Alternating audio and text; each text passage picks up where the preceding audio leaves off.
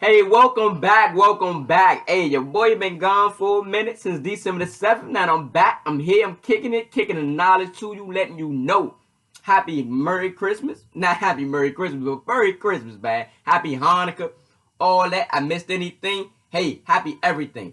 December the 30th, we got one more day until this year is over, man. New Year's Eve tomorrow, ladies and gentlemen. What you gonna do? Me, I'ma turn up, look sweet. Hey, follow me on Instagram, 3_ Master Bruce.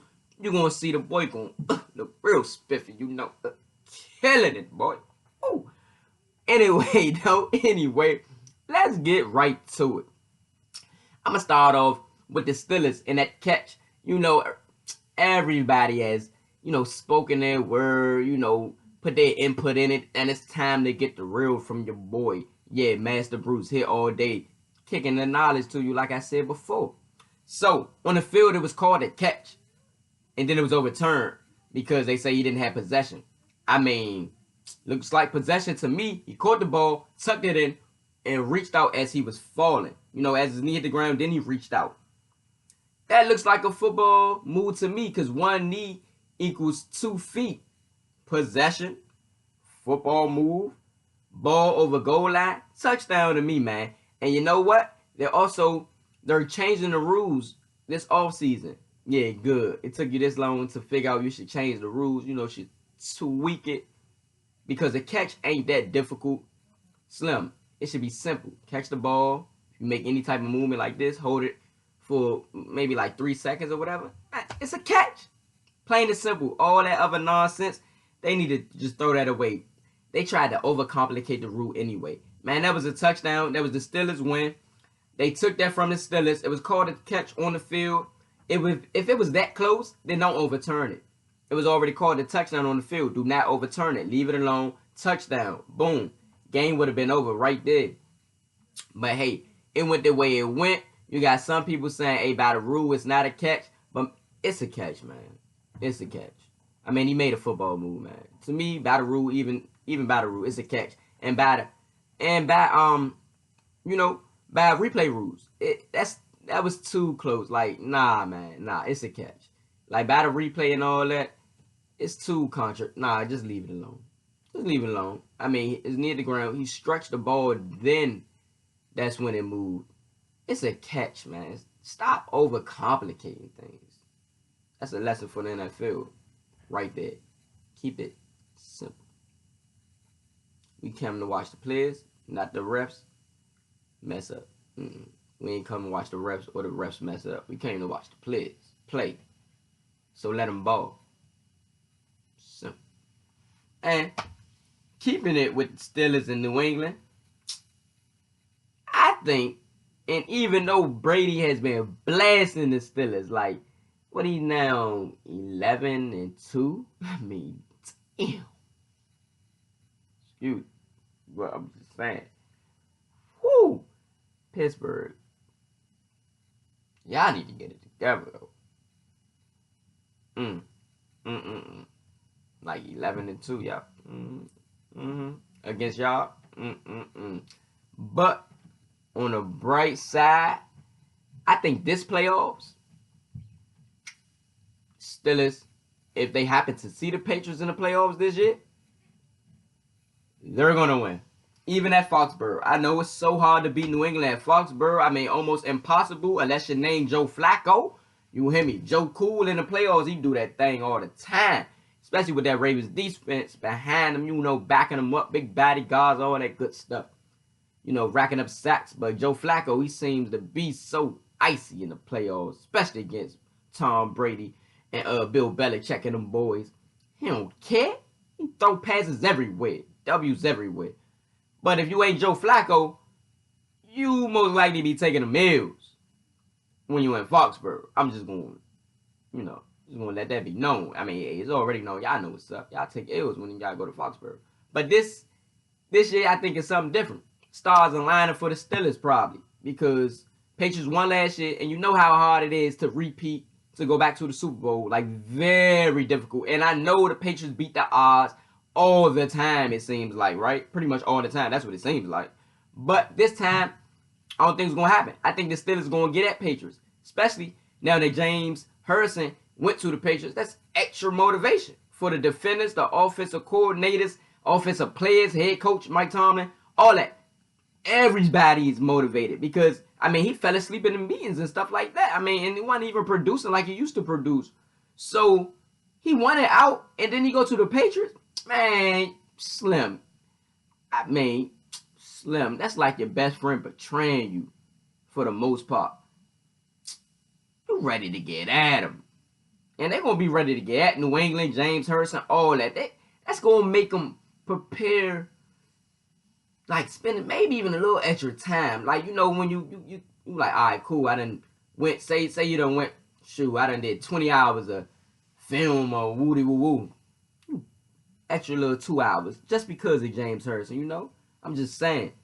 And it just give you that extra motivation, any incentive to bust their heads. And I think the Steelers going to do that, even in Foxborough. And man, I mean, it ain't going to be no blowout. Y'all know what's up. It's going to be a close game. That's Foxborough. That's Tom Brady. That's Bill Belichick.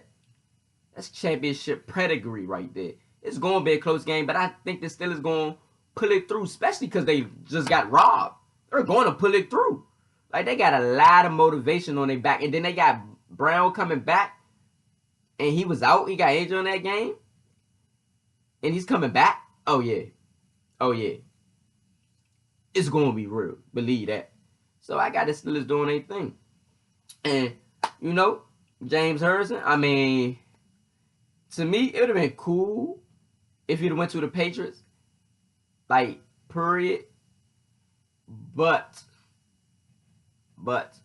not under the circumstances. Like, it'd have been cool if he wasn't going to sleep during meetings and complaining or expecting to play more, but your skills is, you know, diminishing. You know, you're going down. Father Time has hit you. It hits everybody. You got to understand that. You got to accept that. And he claimed that Bill Belichick hasn't asked him anything. Yeah, okay, whatever. Nobody believes that. I don't believe that. I don't care. That's called competitive advantages. You're going to ask what they do. I don't care. You're going to ask. And you can give us this. They didn't ask. You know, that's just put it out there for the media.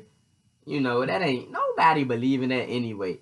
I mean, James, it would have been cool to me, like I said, if you would have went to the Patriots, but not under these circumstances, as in you was going to sleep during meetings and, you know, you're mad because your playing time has went down. Then you go to the Patriots knowing that it's a possibility you might see the Steelers in, you know, in the AFC playoffs.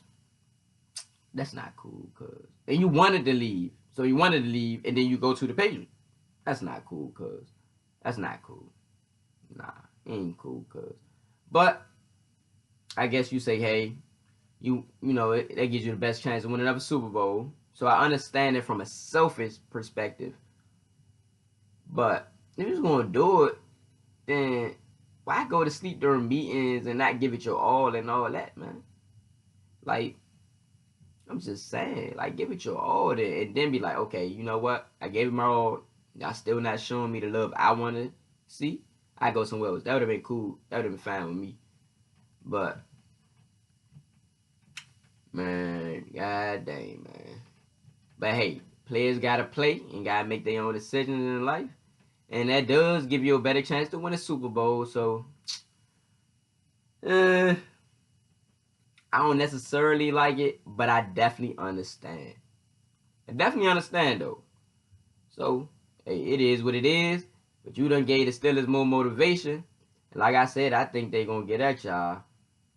And, dang. You're going to be salty. Unless you win. But I don't think you'll win. So a little salt and pepper. There you go. For sure. So, anyway, moving on. We got the best game of 2017. Now, this was a hard one. To me. This was a hard one. Because, I mean, you got UConn losing to Mississippi State overtime to win the championship to break UConn's streak. Boy. UConn. Serious. I mean, dang. But I had to choose the Super Bowl because it was 28-3, and Tom Terrific brought them all the way back overtime and then a W to win his 5th Super Bowl. How can you not pick that? Whenever you see 28-3, you know what's up. You know what's up. So I had to pick that game. But that UConn was a close second, but on the biggest game of the year, on the biggest stage, you do that. And I know every comeback is also because a team collapsed. But I'm saying that's one hell of a comeback, man. 28-3 in the Super Bowl. And Tom wasn't looking like normal Tom, looking like he was hitting that cliff. But Superman put on his cape, flew back up, and escaped it, man. He escaped. He escaped with a W and escaped with his 5th trophy. And that was also prior to him being suspended for the 4 games for the Deflategate. So he also got back at Roger Goodell and had the fans of New England, being able to boo him and say pretty much whatever they wanted to say to Roger because they like, hey, you did that. Payback is you know what it is. So, I mean, hey. Now, I'm going to catch y'all later. I'm about to go ahead and do a little bit more research. Put up another show on here. Because they won't give me but so much minutes on this YouTube thing, baby. Holla at your boy in about maybe like 2 seconds. Alright.